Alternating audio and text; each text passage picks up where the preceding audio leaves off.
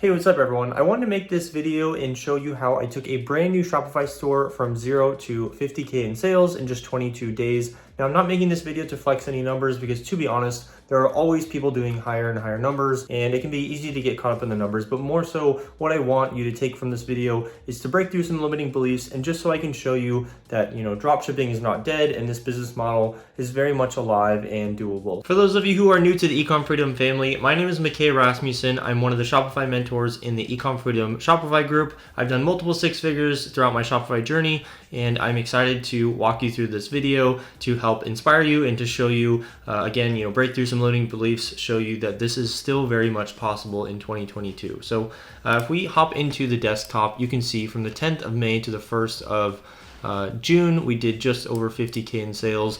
Now I'll hit the refresh just so we can make sure it's not an inspect element, and as you can see, it loads here. So at a 2.58 return rate, just under 40K sessions, and then above a 2% conversion rate on the site. So overall, not too bad. The overall price for this product was $29.99, but I was able to boost the average order value by boosting upsales and just bundling a few products. So if you can see, this was a brand new store. If I do the 1st through the 8th, we didn't have any sales here. I was busy building the website, getting the product in check, and then kind of going from there. So first, I'm sure you're wondering, what was the product? Now, I won't say specifically what the product was, but I will tell you it was a print-on-demand product. So this was a print-on-demand product. For those of you who do not know what print-on-demand is essentially you can go to a site like Printify, Printful. There's a few different other ones. I used Printify. I just found that the pricing was the best, although I'm sure there are plenty more options. So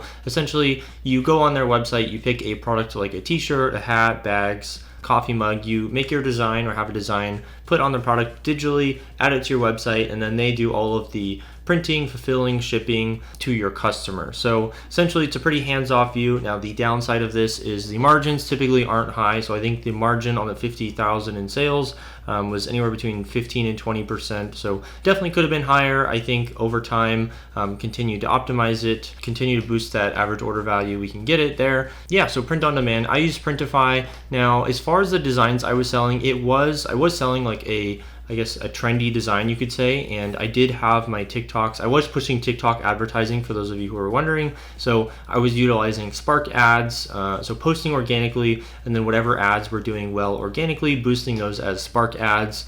If you don't know what Spark ads are, I have already made a video on this, so you can check that out in one of the corners there. Check that out. It'll teach you how to set up Spark ads, and if you want to see a more in-depth TikTok ad scaling video, just let me know. And then as far as like what I did for finding designs, one good thing that I have been using or has worked for me in the past is just browsing on Etsy. So Etsy has a ton of different sellers. Oftentimes these sellers, are either making their own designs. So I will say, don't ever copy someone's design. Always get your own design. So even if you want to take inspiration from someone's design and go on either Canva and recreate it yourself, or Fiverr and get someone to just make you a new version of that design, never copy someone's design. You don't want to get hit with a copyright strike. So what you can do is go on Etsy. You can see Etsy tells us kind of what is selling, best sellers. It will even tell us like how many sales each item is getting, and this gives us a good gauge on where's the market at, what are people buying. So I suggest browsing Etsy, browsing TikTok, see if you wanted to go the print-on-demand route, see what type of, whether it be t-shirts, blankets, whatever print-on-demand product you're wanting to sell, just see what is already working for others and then find a way to add value or differentiate from your competition. So this is exactly what I did to take a brand new store from 0 to 50K. I just took something that was already selling. I think it was an Etsy seller that was selling this design, but no one had really blown it up on or built a website, ran ads with it, and I kind of took it and ran. I made like my own designs and then designs off of that. And so like I said, Etsy can be a great way to product research. So I wanted to talk about a common question I typically get, which is how much money do I need to get started in dropshipping? Now, this question is a bit relative and it depends on the opportunity. What I mean by that is I'm about to show you the back end for this store and show you how I essentially started with like $100, I guess you could say $100 to $500. Now I say this because there was not many upfront costs. This was a print-on-demand store, so I had my Shopify store, which was $29. I did use a website, which I'll show you in a second, called Placeit. I think my subscription for 1 month was either $7 to $14, somewhere in there. I paid for my designs to be made. Now I already have a VA, so I just utilized one of my VAs to have my designs made, although you could probably get designs made for as cheap as like $5 to $10 on Fiverr, or even make them yourself if you have any like graphic skills in Photoshop or even Canva. Other than that, the only costs I had was TikTok ads. Now, I started to roll over my profit, meaning I started slow. I think it was $50 a day to start, but immediately sales started coming in and I was able to scale pretty heavily after that. So whenever you're wanting to start dropshipping, it's always best if you have access to a credit card, just because of cash flow issues, you're going to be waiting for Shopify to deposit money into your wallet and then to transfer it to your bank. And all of this can take anywhere between 3 to 5 days, depending on which payment processor you're using. So Shopify can, or dropshipping, I guess I should say, can be started with as low as, I would say honestly $100 to $500. If you have access to a credit card, you can technically start with $0 because you can just put it all on your credit card. That is, you do have to pay it off. So I did start this store with very minimal upfront cost, and that's because it's print on demand. Now, I did not order a product sample. This is something I would like 99.9% of the time recommend doing.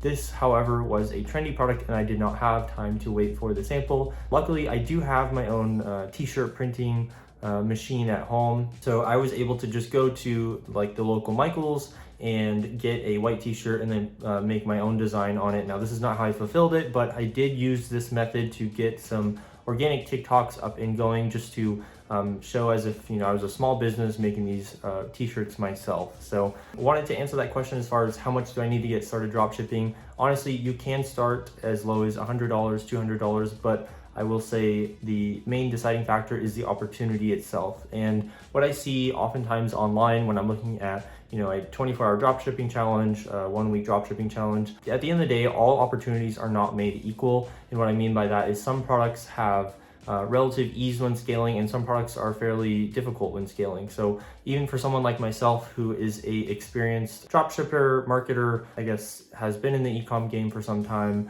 I just have understood recently that different products have different opportunities. So anyway, back to the video.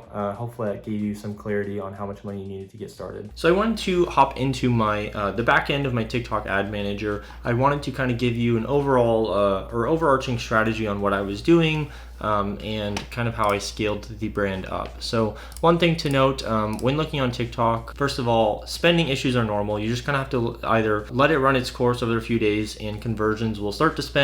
If not, you would typically move higher up in the funnel and run like an add to cart optimization. If you want a more in-depth TikTok tutorial, definitely let me know in the comments. But as you can see, it was a bit of a slow start. So if I do like actually we started running ads on the 8th. So if I show you the 8th, it only spent, I think TikTok spent about $1 here. So definitely was having some spending issues, but again, I just let it run its course. So day 2, it spent 58. I think we got 2 or 3 sales, and then again the following day spent $54. So I kind of was testing the product at lower budgets, like $50 CBO daily budgets, open targeting, and seeing how it was performing. And right off the bat, it was performing above a 2% conversion rate. And that is because I had a good product market fit.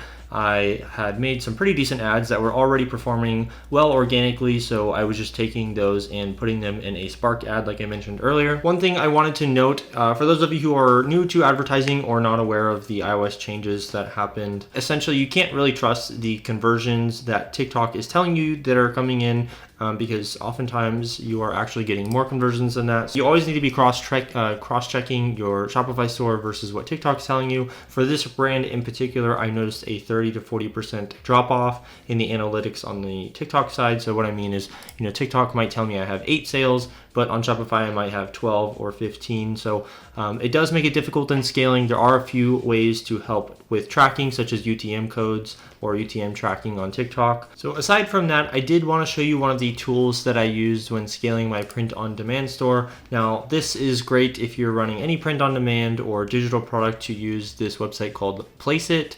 Now, Placeit is essentially just a mockup generator. So as it states, you can do everything from t-shirts, sweatshirts, mugs, digital products, and essentially you just can like upload your logo or your design on a model that is on the website, and then you can download that image. And this is what I did to create some video ads for my product, even though I didn't go out and shoot live video ads with my product. I just kind of made a bunch of mockups and used those for ads. So Placeit is definitely one tool I recommend using. Aside from that, I use the typical dropshipping apps. I did a page builder, which is Pagefly. If you've never built a website or need help with Pagefly, definitely check out my last video where I do a 30-minute in-depth video on how to create a good looking premium website without having to pay large sums of money to a custom coder.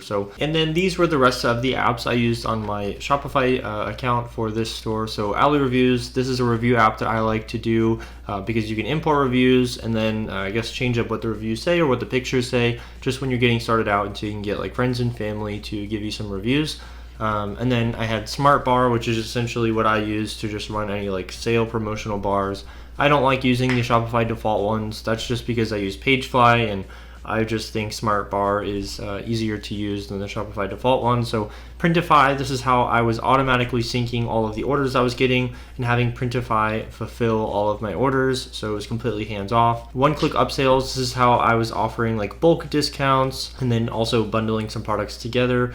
And then, like I just mentioned, Pagefly. So that is, I guess, the back end of how I took this store from 0 to 50K in just 22 days.